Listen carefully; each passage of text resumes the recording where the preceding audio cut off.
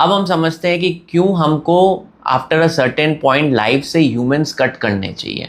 Only selective लोगों को रखना चाहिए अपने लाइफ में ताकि हमारा पर्सनल ग्रोथ हो। अगर हमारे लाइफ में बहुत सारे ह्यूमंस रहेंगे तो आप देखोगे आपका एनर्जी टाइम चला जाएगा, आपका पर्सनल ग्रोथ होगा नहीं। ठीक है, चलिए एक एक करके रीज़न समझते हैं कि क्यों ह्यूमंस को अपने लाइफ से एलिमिनेट करिए। सबसे पहला आपको एक पॉइंट में बोलता हूँ, all relationship are transactional in nature except your parents. ठीक है, मैंने पहले भी बोला नेचर के द्वारा सिर्फ आपका एक बायोलॉजिकल फादर एक बायोलॉजिकल मदर होनी चाहिए, नेचर उतना ही बोला था। बाकी जितने भी रिलेशनशिप ओवर द ईयर्स हम बनाते हैं वो ट्रांजैक्शनल इन नेचर है। ट्रांजैक्शनल मतलब गिव एंड टेक पे चलते हैं। जब तक आप उस रिलेशनशिप पे वैल्यू दे रहे हो तब तक आपको वैल्यू मिल रहा है। इवन योर वाइफ, ठीक है, वाइफ में भी आप वाइफ को प्रोवाइड कर रहे हो इसलिए वाइफ आपके संग है। कल को वाइफ नहीं, आप प्रोवाइड मत करो, वाइफ को आपके संग रहने का कोई वैल्यू बचेगा नहीं।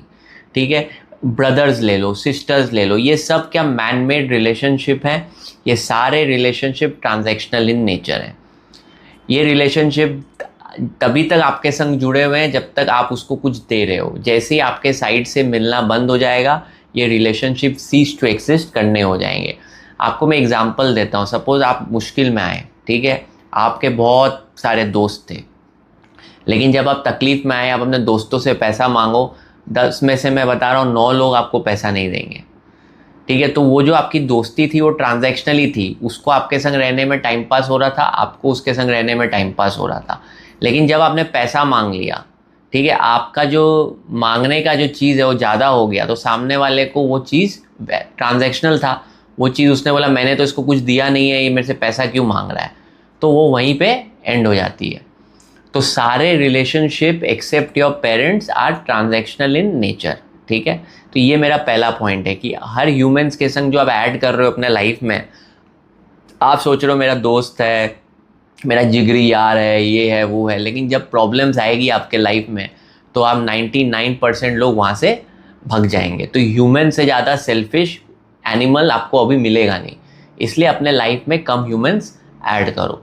सेकंड मेरा पॉइंट है कि ऑल ह्यूमंस, ठीक है, all humans will be jealous of you when you succeed. अभी मैं आपको बताता हूँ, सपोज 10 दोस्त हैं, ठीक है, अभी 10 दोस्त, जब तक आप लोग सब एक लेवल पे हो तब तक आप लोग तो बीच में कोई प्रॉब्लम नहीं होगी।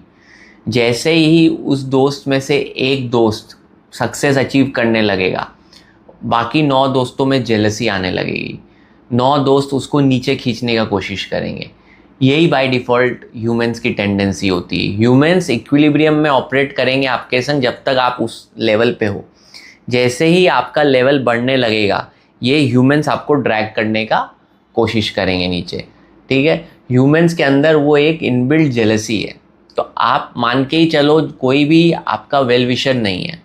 जैसे ही आप सक्सेस अचीव करोगे बाकी लोग चाहेंगे कि आप नीचे आओ, कोई नहीं चाहता कि आप लाइफ में आगे जाओ एक्सेप्ट योर पेरेंट्स। पेरेंट्स तो मैंने बता दिया क्योंकि उनके अंदर अनकंडीशनल लव होता है, वो ट्रांजैक्शनल नहीं है। बाकी जितने भी रिलेशनशिप है, आपके रिलेटिव्स भी आपसे जलेंगे, रिलेटिव्स भी चाहेंगे कि इसका भला नहीं हो।